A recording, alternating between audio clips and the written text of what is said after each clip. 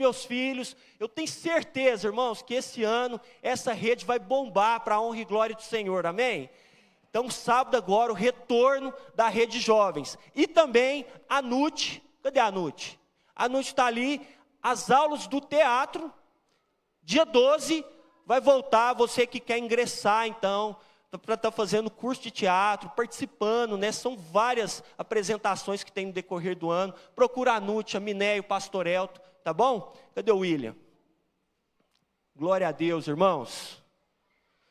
Então, recado está dado sobre a escola, sobre o acampamento, a rede de jovens e também o retorno aí do curso de teatro. Aleluia.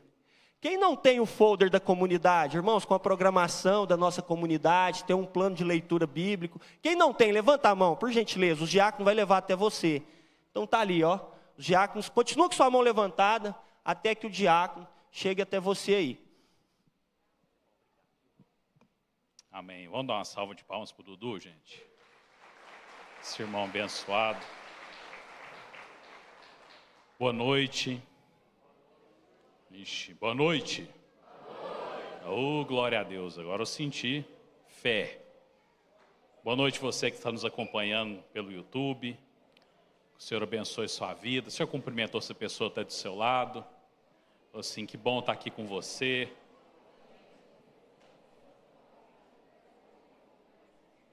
Amém, amém. Vá abrindo sua Bíblia no Evangelho de Lucas. Evangelho de Lucas, lá no capítulo 8.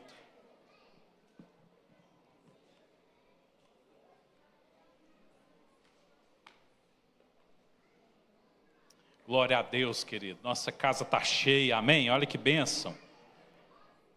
É bom estar no meio do povo de Deus, não é?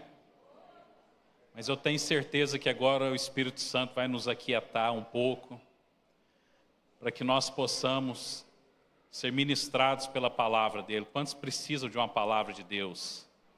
Amém. Que bom que você está com essa sede no seu coração, querido. Eu tenho certeza que o Senhor vai ministrar coisas tremendas nas nossas vidas, nessa noite de domingo, em nome de Jesus. Evangelho de Lucas, no capítulo 8, a partir do verso 40, diz a palavra de Deus. Ao regressar Jesus, a multidão o recebeu como? Com alegria, porque todos o estavam esperando. Olha que bênção. Verso 41. Eis que veio um homem chamado Jairo, que era chefe da sinagoga, e prostrando-se aos pés de Jesus, lhe suplicou que chegasse até a sua casa. E o verso 42 revela o motivo.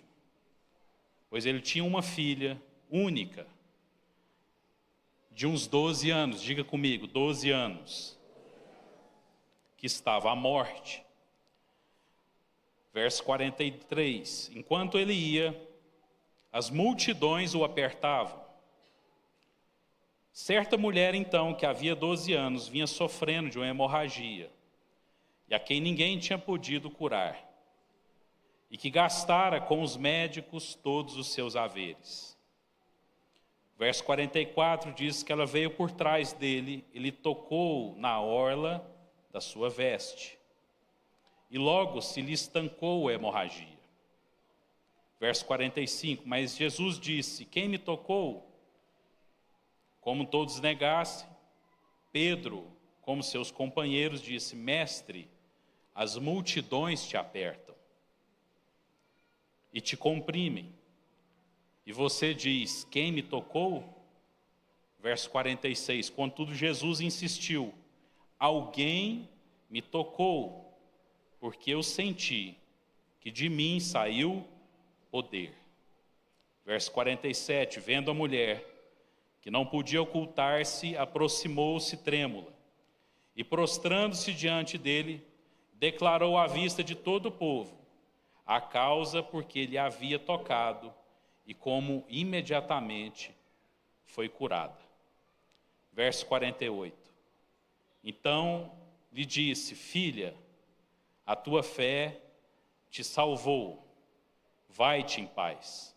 Verso 49 diz que falava ele ainda, quando veio uma pessoa da casa do chefe da sinagoga, dizendo: tua filha já está morta, não incomodes mais o mestre. Mas Jesus, verso 50, ouvindo isso, lhe disse: não temas, crê somente, e ela será salva. Senhor, essa é a tua palavra, e eis aqui os nossos corações. Talvez, meu Deus, estamos aqui sedentos como aquela mulher que desejava por cura. Talvez estamos aqui, meu Deus, angustiados, como aquele pai que assistia a filha à beira da morte. Mas o fato é que nós estamos aqui diante do Senhor.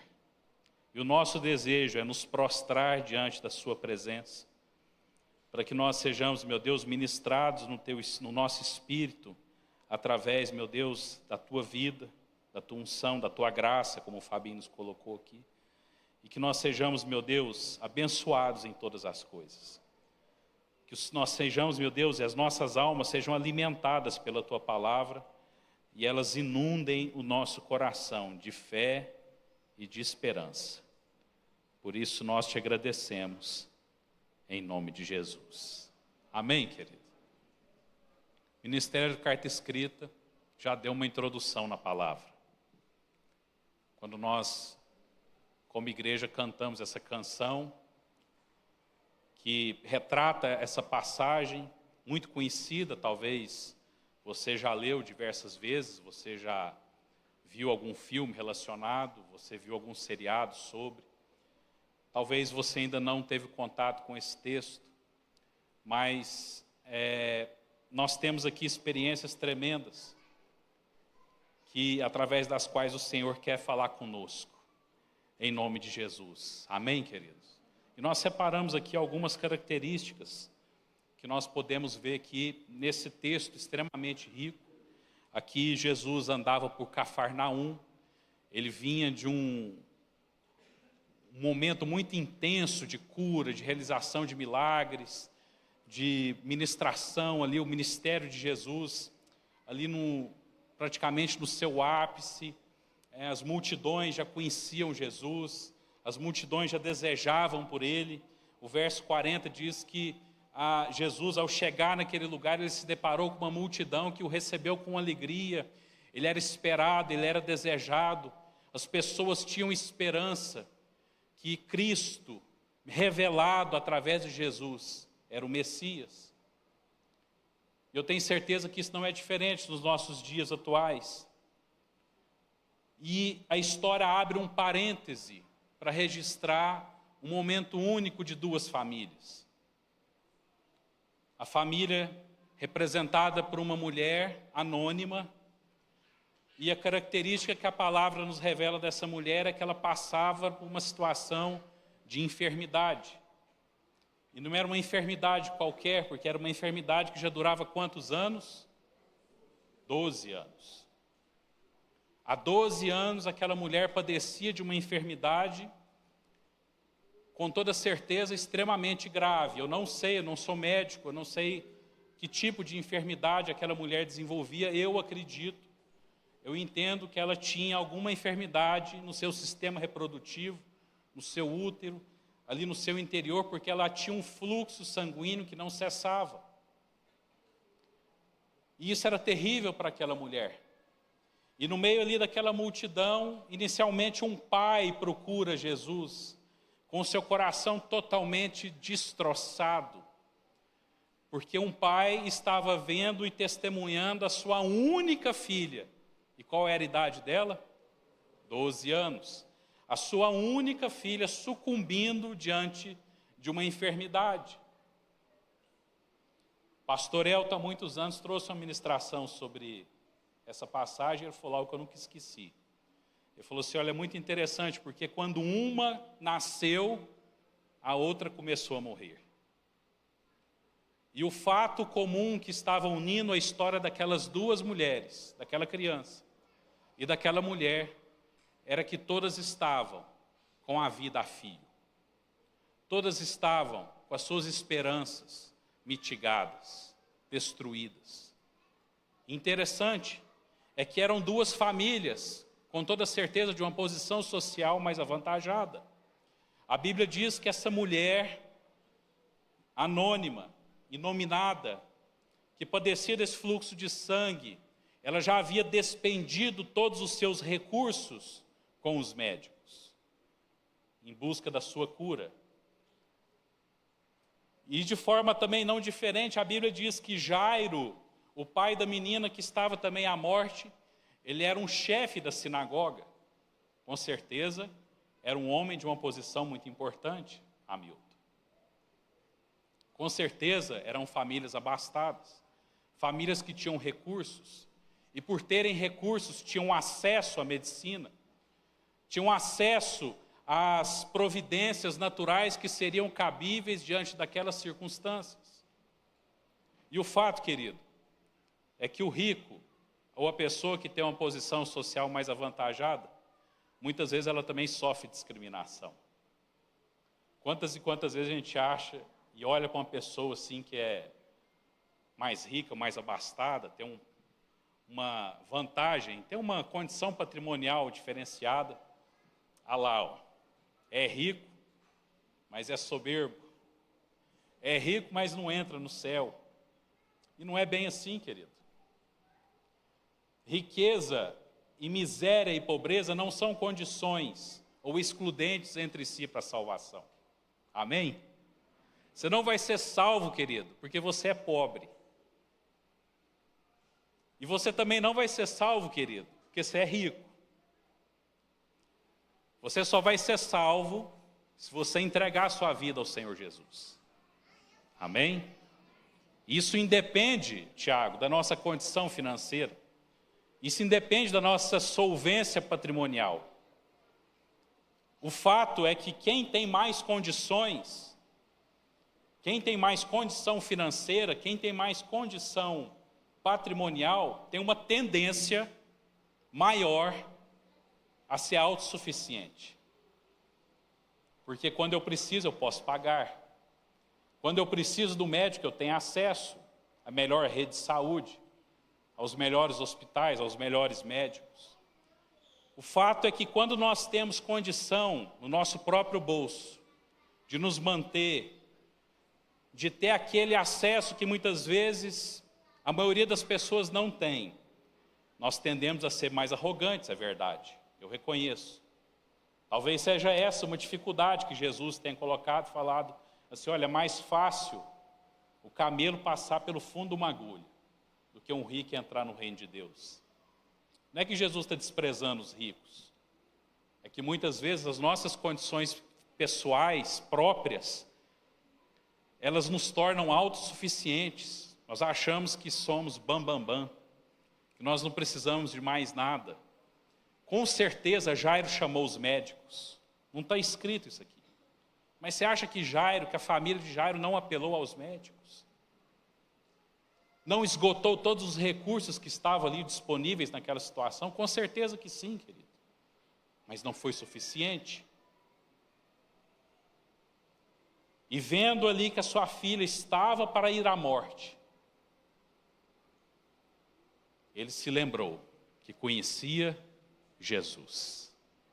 E a Bíblia diz no verso 41 que aquele homem veio, que ele se chamava Jairo, que ele era chefe da sinagoga. E a Bíblia diz que ele prostrou-se aos pés de Jesus e suplicou-lhe que ele fosse até a sua casa.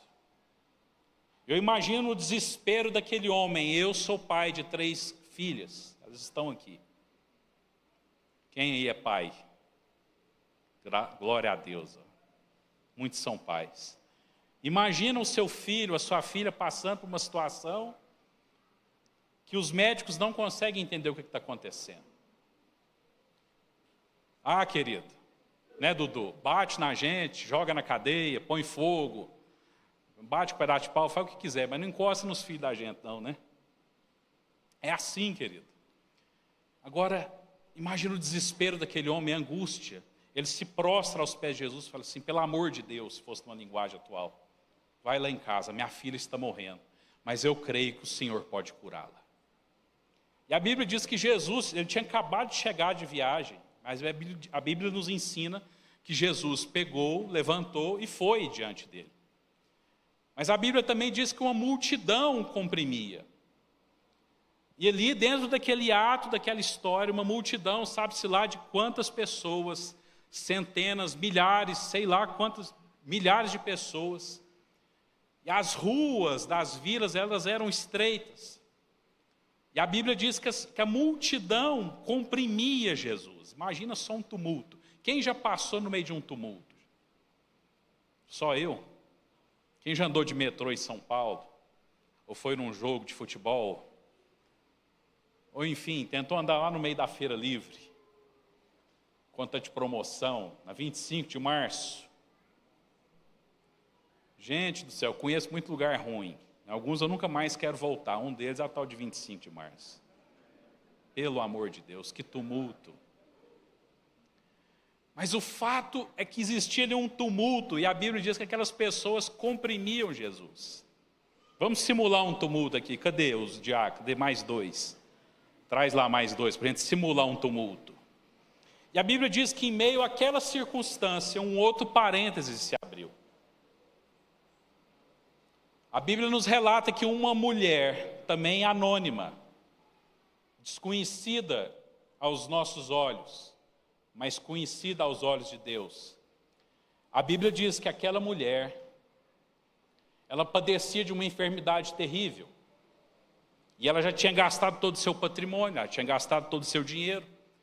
Com toda certeza, aquela mulher era totalmente discriminada da sociedade, porque segundo a lei judaica, se você ler o livro de Levítico, a partir do capítulo 15, você vai verificar que o fato da mulher estar com fluxo sanguíneo era um motivo que a tornava impura pelo seu período do ciclo menstrual.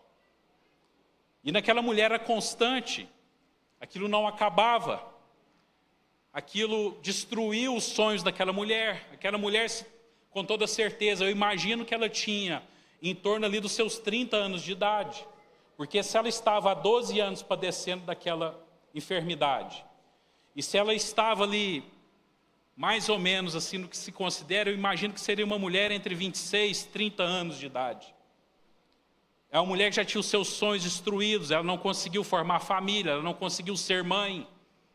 Ela, com toda certeza, foi abandonada pela sua família, ela vivia às margens da sociedade, porque era uma mulher impura, ela não podia tocar ninguém, ela não podia ser tocada por ninguém. Imagina a condição dessa mulher. Vem cá os quatro. Sobe aí. Sobe. Oh, glória a Deus. Ó. Fica dois de lá e dois de cá. Aí, começa a me empurrar. Estamos num tumulto aqui, ó. Jesus está passando, querido, e o tumulto está... Quem já andou no meio disso? Mas de repente Jesus para.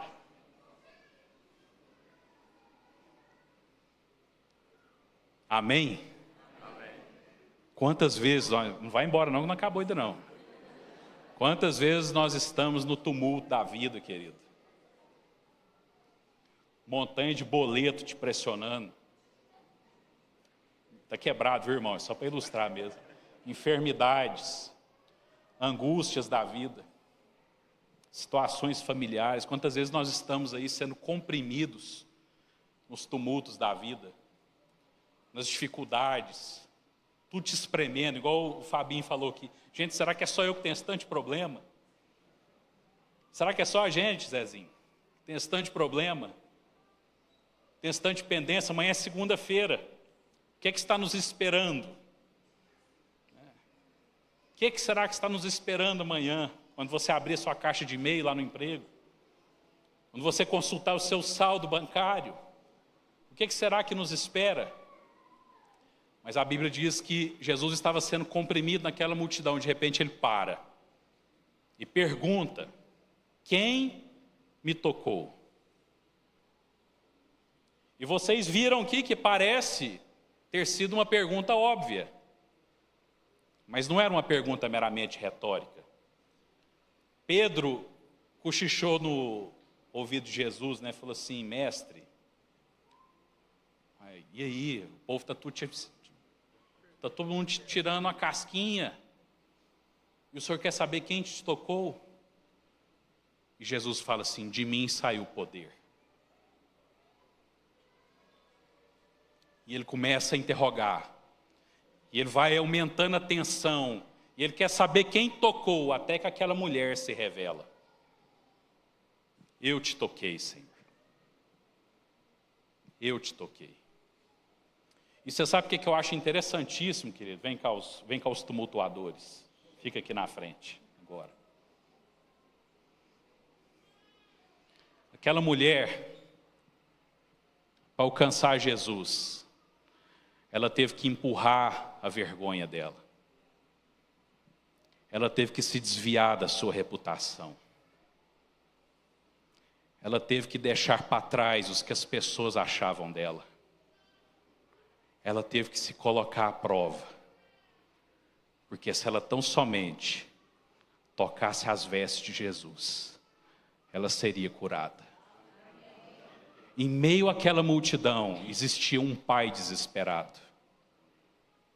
Em meio àquela multidão, talvez como eu e como você aqui nessa noite, existiam pessoas angustiadas. Talvez você esteja aqui essa noite e você já tenha pensado em dar cabo na sua vida. Você já tenha pensado em desistir de forma definitiva. Não desista. O Senhor ama você. O Senhor ama a sua vida. O Senhor está em meio à multidão, esperando o nosso toque. Aquela mulher teve que enfrentar tudo isso. Mas os olhos dela estavam fitos, inabaláveis, intangíveis, no seu único objetivo. Se eu tão somente tocar a orla da veste dele, lá embaixo, se eu conseguir, eu vou ser curada. E o que aconteceu, querido? Ela de fato foi curada. Ela enfrentou a multidão, mas mais do que pessoas, mais do que um tumulto, ela enfrentou toda a história dela naquela multidão. Ela enfrentou todas as limitações dela naquela multidão. Ela enfrentou tudo o que a impedia de alcançar o milagre. Mas ela alcançou a orla das vestes do Salvador. Nós podemos aplaudir o Senhor por isso, querido? Obrigado vocês. Em nome de Jesus. E eu fico imaginando, irmão, Jairo assistindo aquilo. Porque imagina a pressa que aquele homem estava. Era urgente. A questão de Jairo não podia esperar. Mas Jesus para. Pergunta quem era aquela mulher, Tiago. Insiste, persiste, até que ela corajosamente se revela. Ela corajosamente coloca ali, nós podemos ver aqui, por exemplo, passou a página aqui, ó.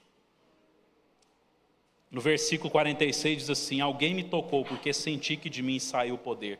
Vendo a mulher, versículo 47, que não podia ocultar-se, aproximou-se trêmula e prostrando-se diante dele, declarou à vista de todo o povo a causa por que ele havia sido tocada e como imediatamente foi curada. Fecha-se aquele parêntese. E a história prossegue no verso 49, porque quando Jesus viu mais, quando Jairo assistiu e testemunhou mais aquele momento ali, extremamente maravilhoso, eu entendo que isso encheu o coração de Jairo.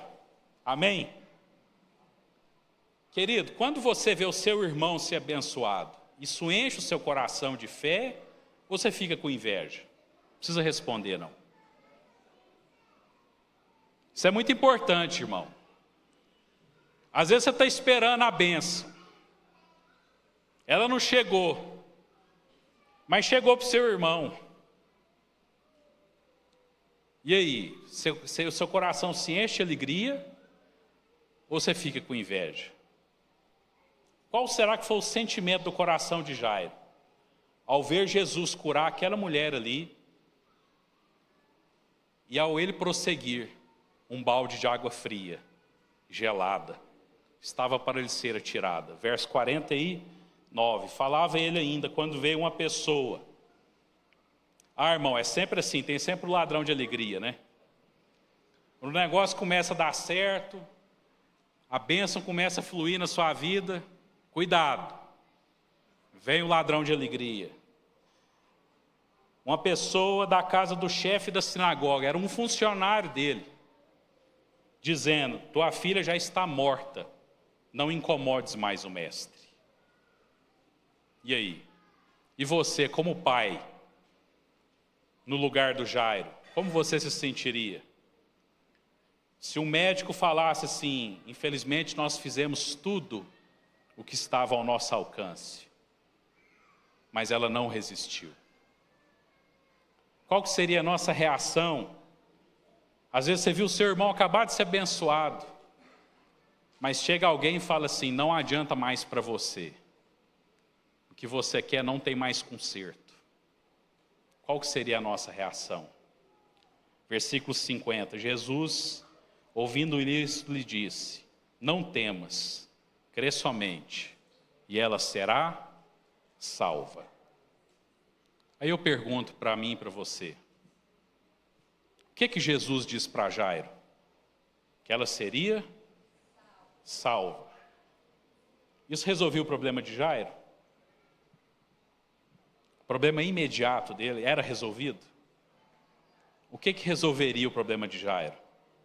Se ela fosse curada. Mas Jesus não falou que ia curar ela. Jesus disse que ela seria salva. E quanto a mim e a você? Quando a resposta do Senhor não necessariamente é exatamente igual à minha e à sua, aquilo que nós esperamos, você continua crendo nele? Porque foi essa pergunta que foi feita para Jairo: crê somente, e ela será salva. Porque o que Jesus havia acabado de dizer para aquela mulher, que passou aquele milagre extraordinário, no versículo 48, filha, a tua fé te salvou, vai-te em paz. Segundos depois, ele vira para aquele homem e fala assim: crê somente, e ela será salva. Verso 51, tendo chegado à casa, a ninguém permitiu que entrasse com ele, senão Pedro, João e Tiago, e bem assim o pai e a mãe da menina. Verso 52, todos choravam e pranteavam, mas ele disse: não choreis, ela não está morta, mas dorme. Verso 53 diz que riam-se dele, porque sabiam que ela estava morta. Entretanto ele, tomando-a pela mão, disse em alta voz: menina, levanta-te.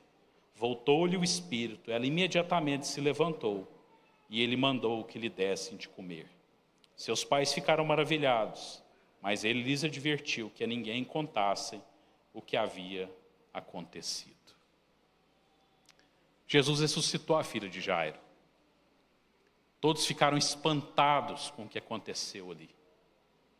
Isso me leva, querida, a entender que no meio da multidão existem 3 categorias de pessoas. Eu vou citar elas e você escolhe em qual delas você quer se estabelecer. Primeira categoria de pessoas, os curiosos. Toda multidão tem um percentual muito significativo de curiosos. Já viu quando bate um carro na esquina? Já viu, Hamilton, quando tem uma batida? Rapidinho junta um punhado de gente. Quantos acodem a vítima?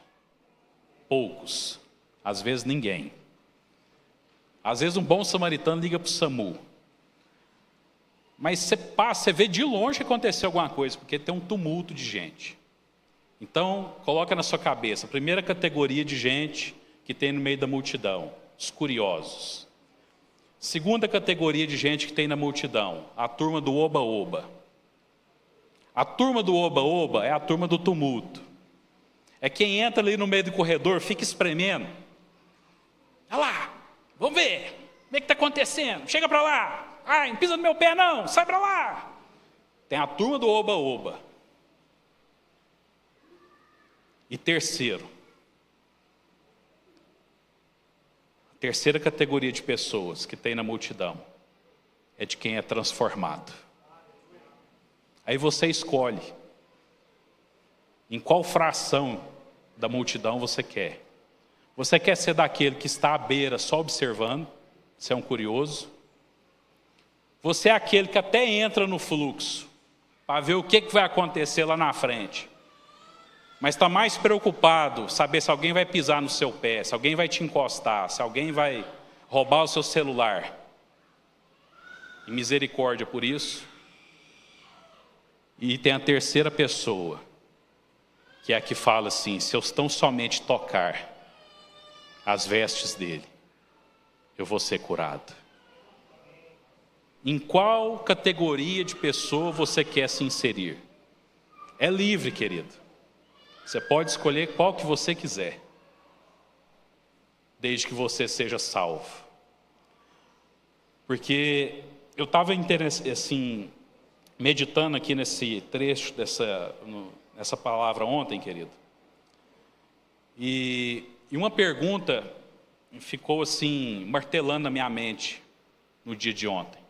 Eu fiquei perguntando assim para o Espírito Santo: por que um milagre aconteceu em meio à multidão,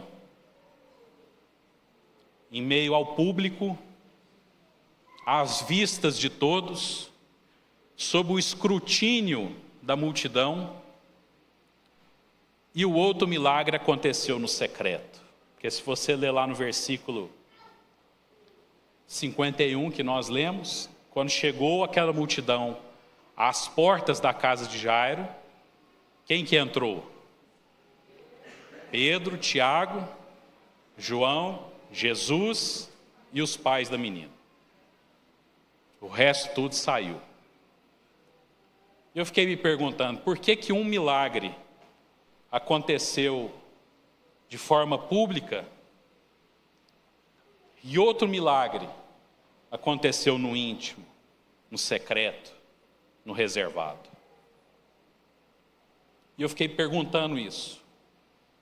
E a resposta, Marquinhos, não vinha. Aí até que ontem nós estávamos aqui no workshop de oração, quem veio? Se você não veio, querido, perdeu, foi extraordinário. Nós tivemos aqui momentos de ensinamento tremendos. Não perca, em nome de Jesus. Mas nós estávamos aqui no workshop de oração, aí a pastora Lília soltou uma frase. E ela respondeu a pergunta. A pastora Lília está aí, eu acho que eu vi ela, né? Ali, ó. A pastora Lília falou assim, ó: o sucesso, a prosperidade, não depende de circunstâncias favoráveis, mas sim da obediência à voz de Deus. O milagre da cura daquela mulher não dependia da multidão, não dependia daquela circunstância. O milagre da cura dela dependia da fé do coração dela. Amém?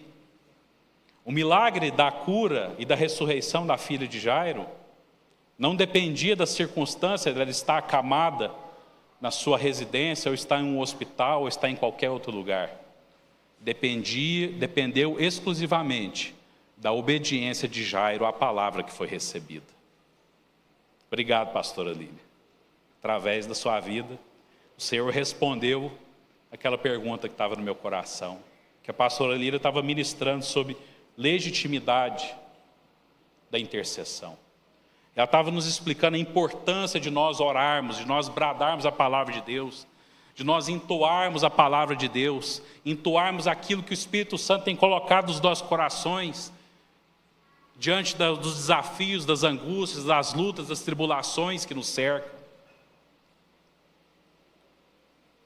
Quantas vezes, querido, nós nos deparamos com problemas que nós não conseguimos resolver, e a nossa primeira providência é ir para o murmúrio, para a blasfêmia, para maldição. Como o pastor Carlos explicou, a nossa língua, ela é feita de músculos. E muitas vezes nós exercitamos o músculo de forma equivocada,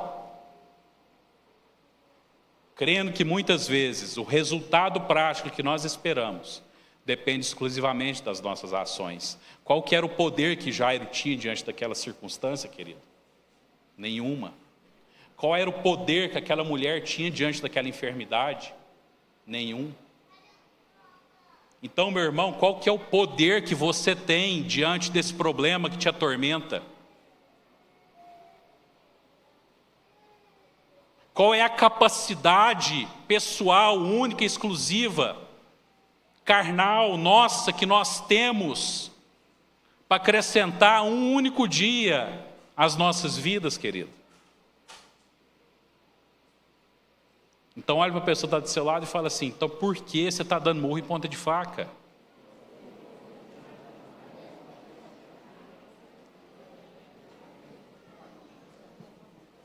Qual foi a providência que Jairo tomou? Se prostrou aos pés de Jesus. Senhor, vai lá em casa. Jesus falou assim: eu vou. No meio do caminho, uma mulher fura uma multidão de tumulto. Encosta em Jesus, dele sai poder. Filha, a tua fé te salvou. Eu fiquei pensando assim, por que ele não falou que a fé dela curou ela?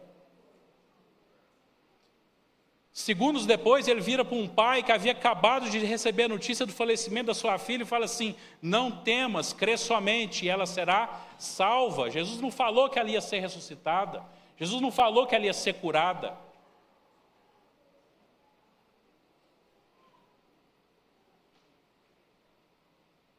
A circunstância, querido, ela não vai moldar aquilo que o Senhor quer fazer nas nossas vidas. Amém? Hoje nós estávamos lá em casa assistindo e Deus levantou um homem que empreendeu uma caminhada para Brasília. Um jovem.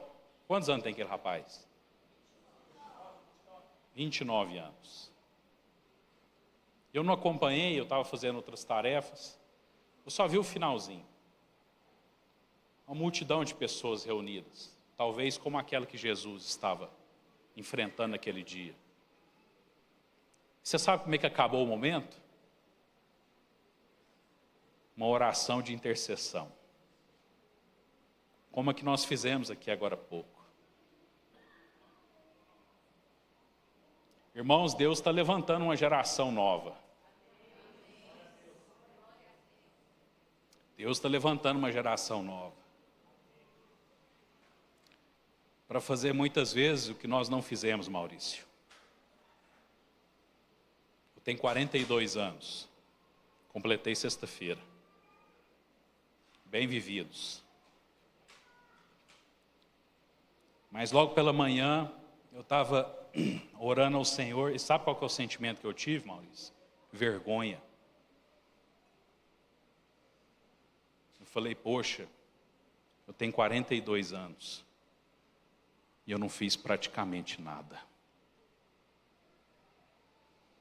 Jesus, com 30 e poucos anos, já tinha mudado a nossa história. E às vezes o que eu sinto, querido, que a minha geração, eu nasci em 84.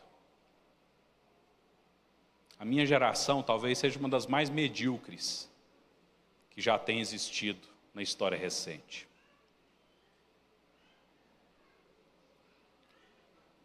Pessoas da minha geração já alcançaram postos de autoridade. Pessoas que formaram comigo, se tornaram juízes, se tornaram promotores. Alguns ingressaram na política. Alguns alcançaram e estão em posições de autoridade. Mas você sabe por que eu me envergonho, irmão? Porque eu não vi ninguém ainda da minha geração fazer algo que preste para mudar a história do nosso povo. Isso me envergonha, irmão. Mas isso não é um problema. Porque quando eu orei, O Senhor falou no meu coração: veja suas filhas.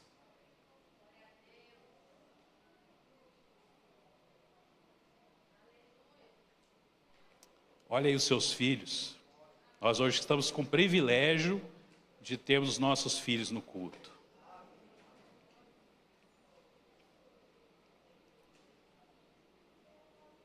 Abençoa seus filhos.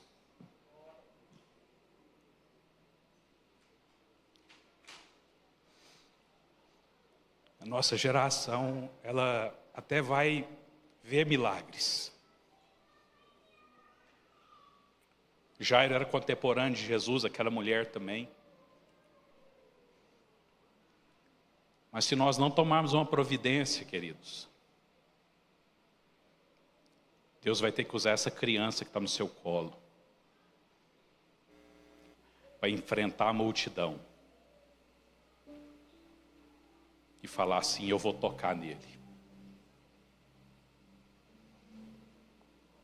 Se nós não criarmos vergonha na nossa cara e fizermos algo minimamente decente para servir o nosso povo, o nosso país, a nossa geração, Deus vai ter que depender exclusivamente dos nossos filhos e dos nossos netos. E glória a Deus que isso aconteça, querido.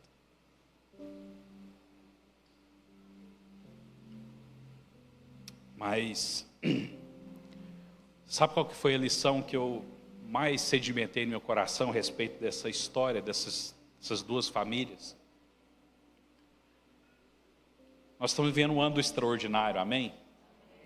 E nós acabamos de testemunhar aqui 2 fatos extraordinários registrados na Bíblia. A cura de uma mulher de uma enfermidade aparentemente incurável. Aparentemente não, sabidamente incurável. E a ressurreição de uma menina que havia morrido. E sabe qual foi o aprendizado que eu tirei? O milagre não foi a cura da mulher. O milagre não foi a ressurreição da menina. O milagre foi a salvação delas.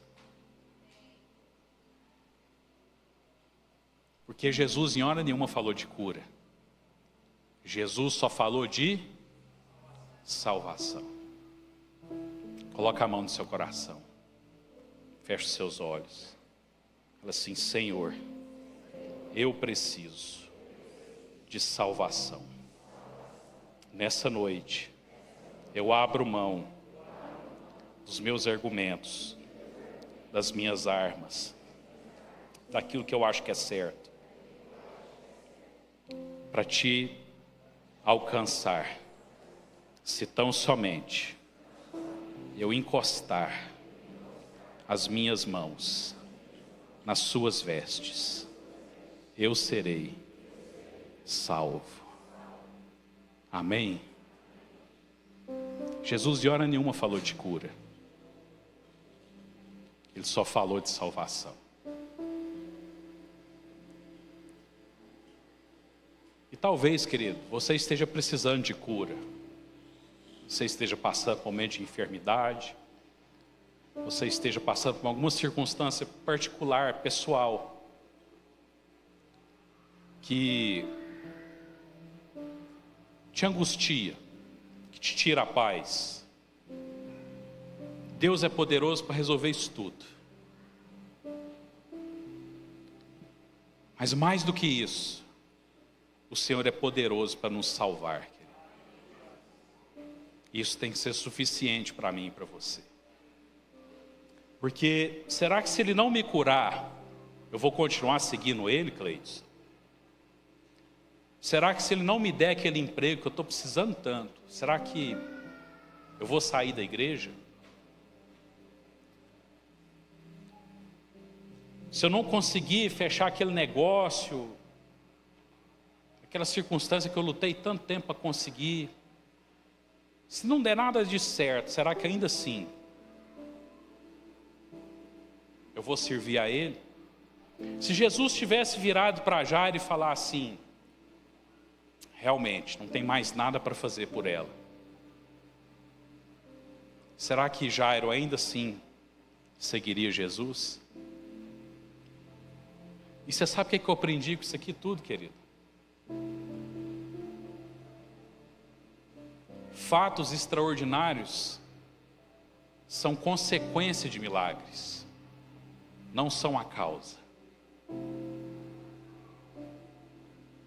E muitas vezes nós estamos olhando pelo ponto de vista incorreto, porque nós estamos esperando o mar abrir para entregar nossa vida para Jesus. Eu estou esperando a cura acontecer para eu servir Jesus. Eu estou esperando as minhas dívidas desaparecerem para eu servir Jesus. Eu estou esperando a minha empresa sair da falência para eu servir Jesus. Eu estou esperando a produtividade da minha roça, da minha fazenda triplicar para eu servir Jesus. Errado, irmão. Quando aquela menina recuperou o fôlego, quando aquela mulher sentiu a cura, o milagre já tinha acontecido tempos antes. O milagre já tinha acontecido quando aquela mulher ouviu falar de Jesus, ou até ouviu em outra circunstância, e falou: aquele lá é o meu milagre. O milagre já tinha acontecido na casa de Jairo antes daquela menina falecer. Quando ele se levantou da sua posição de chefe da sinagoga, quando ele saiu da sua religiosidade e se prostrou aos pés de Jesus. Anota isso. Fatos extraordinários são consequências de milagres, não as causas. Eu entendi isso quando a pastora Lília falou isso para nós ontem. Que o sucesso, a cura, o escape, ele reside a partir do momento que eu obedeço a Deus. Não necessariamente quando o mar se abre. Quando os fatos extraordinários acontecerem na minha vida e na sua vida, querido, nós já precisamos ter experimentado o milagre. Sabe por quê? Porque senão a nossa fé se apaga. A partir do momento que a nossa necessidade imediata é satisfeita, nós nos esquecemos do resto e prosseguimos a vida. Mas o Senhor, Ele está interessado em que eu e você sejamos alcançados por salvação. Independentemente, querido, se fatos extraordinários já acontecerem ou estiverem para acontecer, o essencial é que eu e você sejamos salvos. E essa salvação, ela já nos foi dada por Cristo Jesus. Ela é gratuita. Você não precisa se esforçar. Você não precisa pagar. Você não precisa nada além de obedecer a palavra do Altíssimo. Quantos querem ser salvos? Então se coloque sobre os seus pés, em nome de Jesus.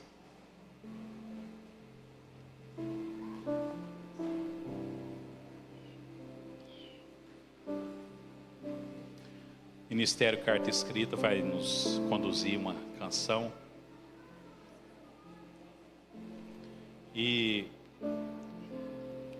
nesses poucos minutos que nos restam, querido, tenha liberdade de entrar na presença do seu Pai. Ele não vai te castigar. Ele não vai te acusar. Ele vai te acolher.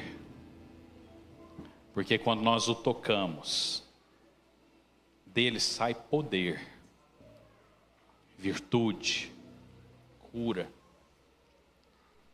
E todos nós podemos fazer isso pelos nossos olhos da fé nessa noite, querido. Então, eu desafio você a ter essa experiência pessoal. Precisa ser você, querido. Eu não posso fazer isso por você. Tem que ser você. De repente chegar, abrir o seu coração e falar assim: Senhor, até hoje eu tentei de tantas formas, lutei com tantas armas, empreendi tantas guerras, mas nessa noite eu quero tão somente te tocar, porque se eu te tocar pelos olhos da fé, eu serei curado. Mas se eu te entregar o meu coração, eu serei salvo. E nessa noite nós temos essa oportunidade, em nome de Jesus. Entra na presença do Senhor.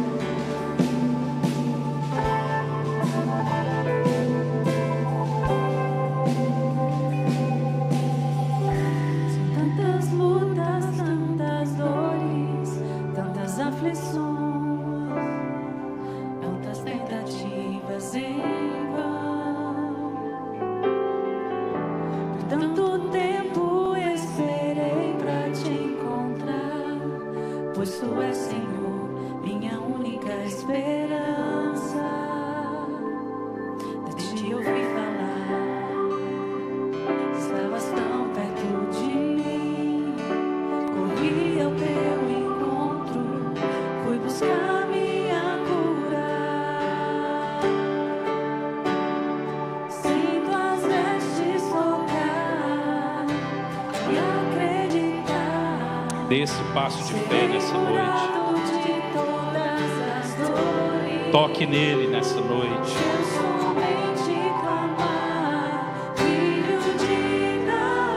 Você tem que se desviar da multidão. Enfrente a multidão nessa noite. Enfrente suas limitações. Enfrente a sua incredulidade. Enfrente tudo aquilo que te impede de chegar à presença dele. A sua reputação, a sua posição.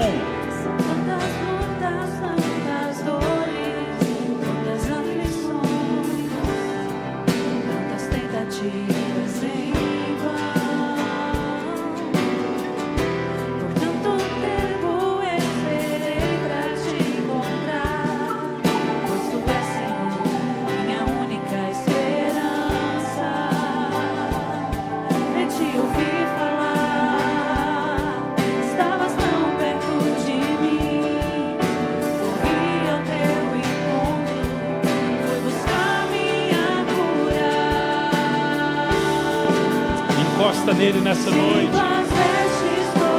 Toca nele. Oh Espírito Santo, derrama cura, derrama salvação no nosso meio, Senhor. Nós clamamos, Filho de Davi, tem compaixão, Senhor.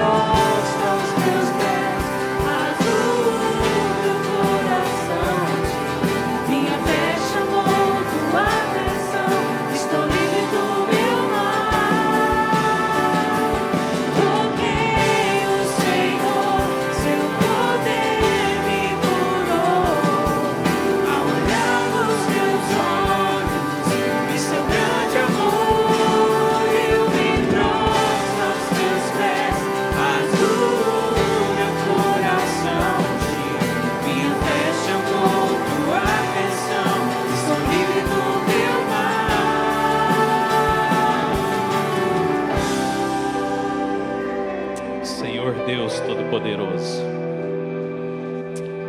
nós te agradecemos por essa reunião, por esse culto de louvor e adoração que nós tivemos diante da sua presença.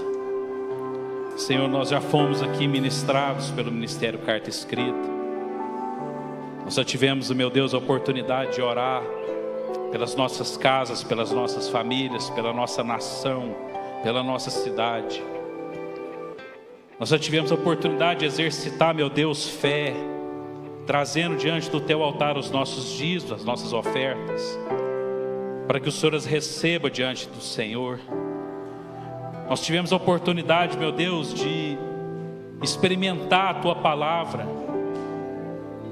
mas nós não podemos ir embora, Senhor, sem antes termos a plena convicção que somos salvos. E isso nós fazemos, Senhor, quando nós entregamos as nossas vidas, os nossos corações diante do Senhor e clamamos: Pai, tem compaixão de nós, perdoa os nossos pecados, perdoa, meu Deus, a nossa iniquidade. Pai, quantas vezes eu transgredi a sua lei, Pai, quantas vezes eu pequei diante da sua presença, mas nessa noite, Senhor, eu estou aqui como Jairo, prostrado diante da sua presença e clamando: Senhor, vem, entra na minha casa, transforma a minha vida, transforma a vida dos meus pais, transforma a vida da minha esposa, transforma a vida, meu Deus, dos meus filhos. Senhor, eu quero salvação.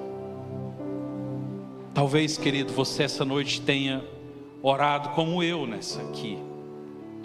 Talvez você tenha necessidade de entregar a sua vida para Jesus e você ainda não o fez. Isso representa salvação, querido. Esse milagre antecede a sua cura. Esse milagre antecede o seu tocar.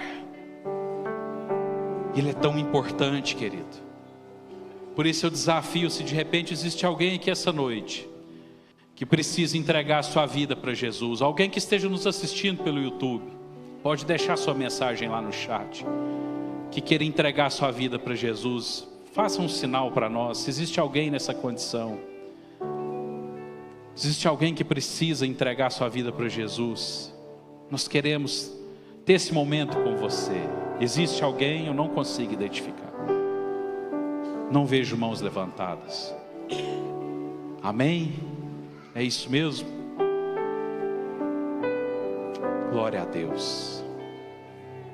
Cumprimenta essa pessoa que está do seu lado, fala assim: foi muito bom adorar a Deus junto com você.